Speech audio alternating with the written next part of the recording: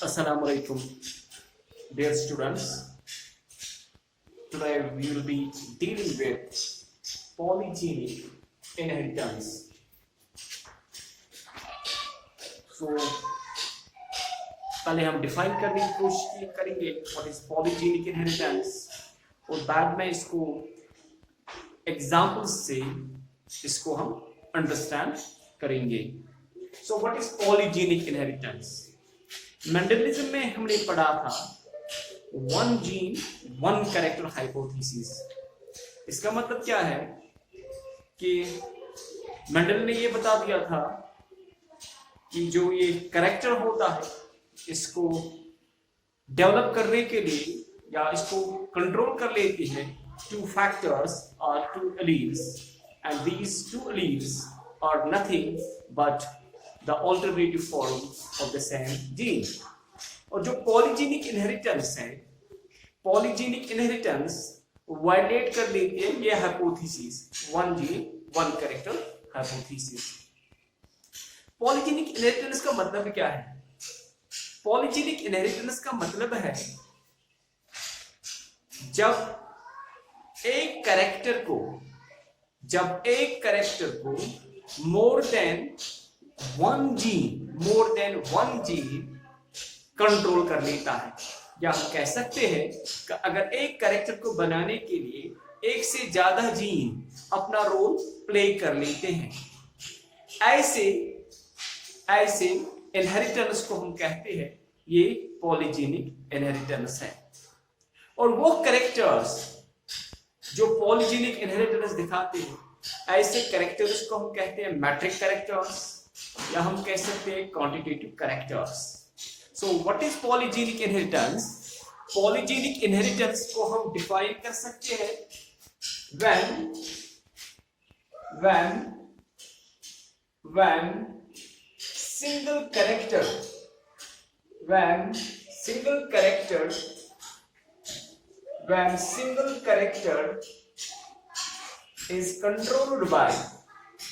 when single character is controlled by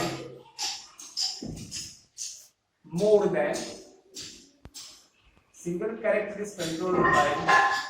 than one gene. A single character is controlled by more than one gene. इस pattern of inheritance को हम कहते हैं that it is a polygenic inheritance. और characters को कहा जाता है, कैरेक्टर्स जो पॉलीजेनिक इनहेरिटेंस दिखाते हैं, ऐसे कैरेक्टर्स को हम कहते हैं that these are quantitative characters.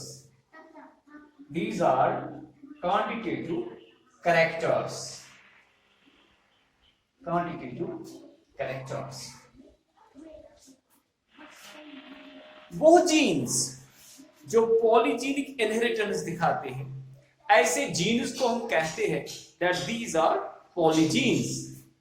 That means genes involved in polygenic inheritance,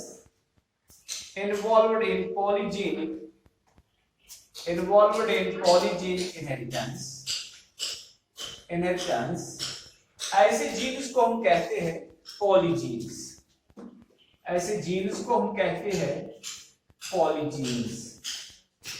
polygenes. और जो टर्म पॉलीजीन है इसको एक साइंटिस्ट ने कॉइन की थी और उस साइंटिस्ट का नाम था Mather. So Mather coined polygene term.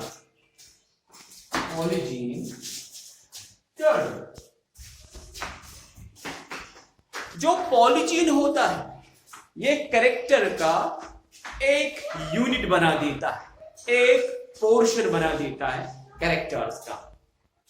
सो पॉलीजीन जो होता है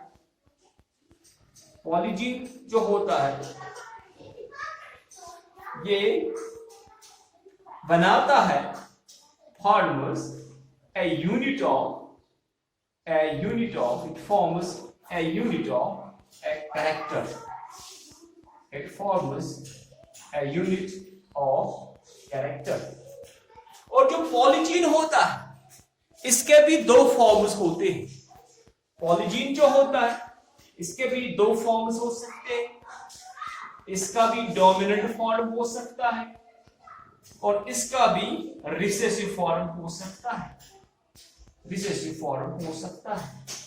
और जो डोमिनेंट फॉर्म होता है ये अपना यूनिक पोर्शन बना देता है. It is forming unit of a character. ये बना देता है a unit of a character. और जो रिसेसिव होता है ये फिनोटाइप नहीं बना देता है. Helps to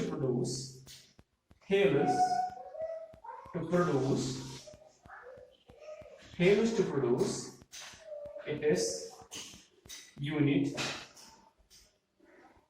of phenotype or character.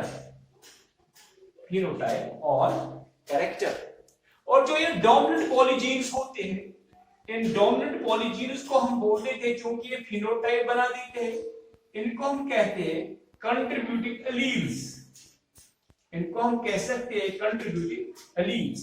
और जो रिसेसिव फॉर्म्स इनके होते हैं इनको हम बोल देते हैं नॉन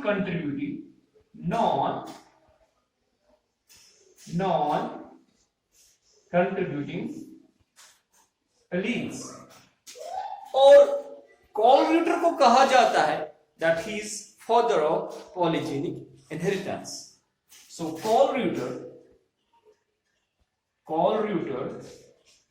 को कहा जाता है father of पॉलीह्यूमन sickle colour.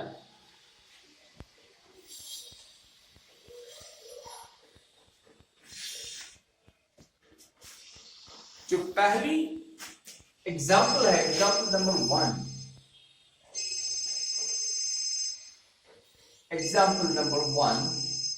And what is the example number 1? Example number 1 is human skin color. Human skin color.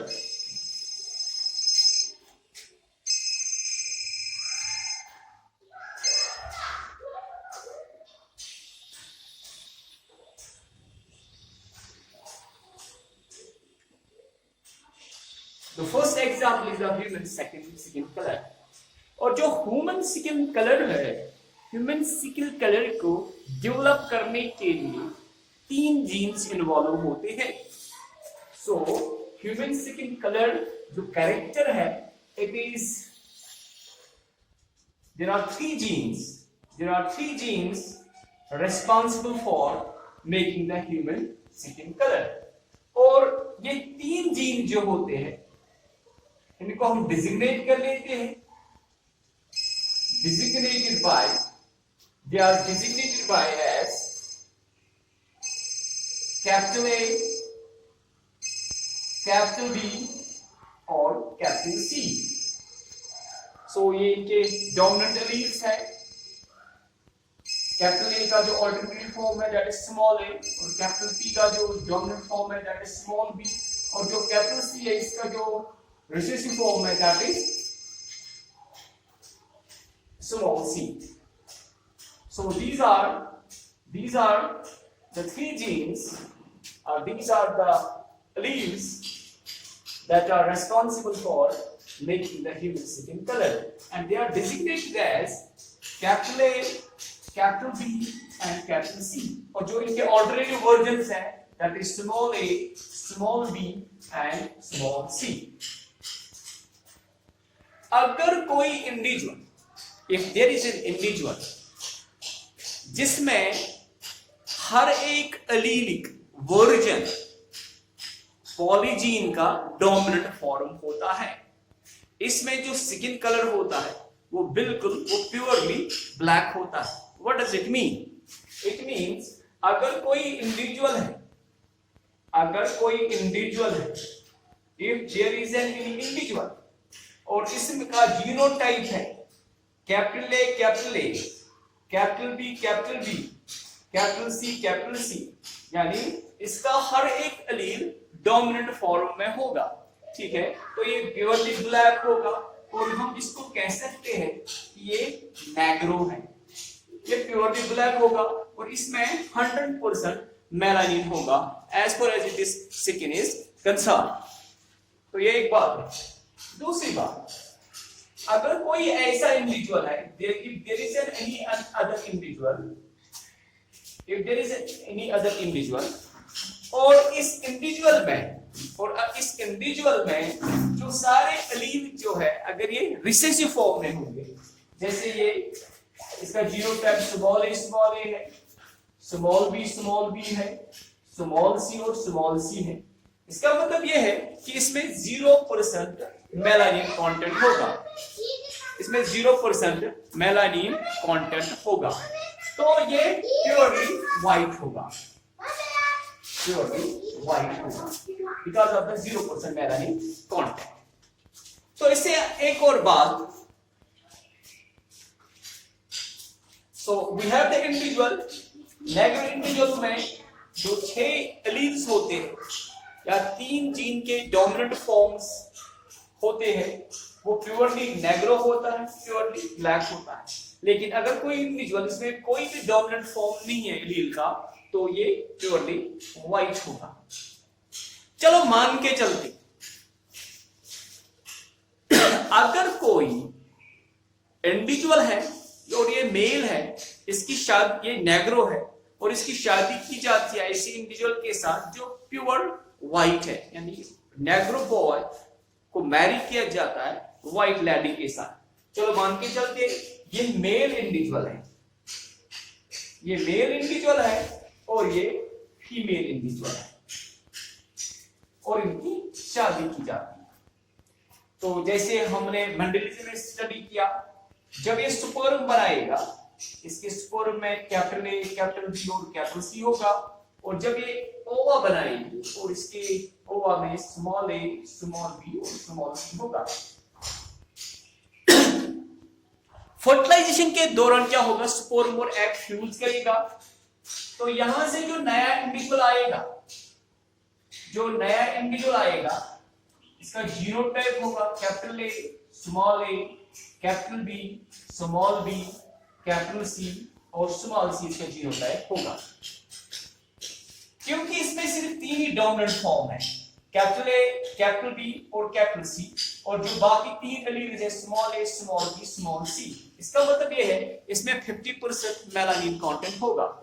So that means it will be intermediate between negro and between white color, between black and white color.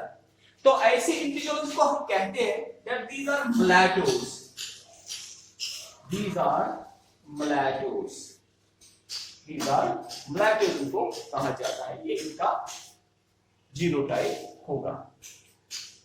Now you see, अगर मुलाटो boy को मुलाटो लड़की के साथ शादी की जाती है, if mulatto boy is married to mulatto girl, चलो मान के चलते हैं ये एक मुलाटो बॉय है, इसका मुलाटो, और इसको मुलाटो के साथ की शादी की जाती है और इसका जीनोटाइप भी ये मेल पेरेंट है, अब बन गया ये फीमेल पेरेंट बन गया।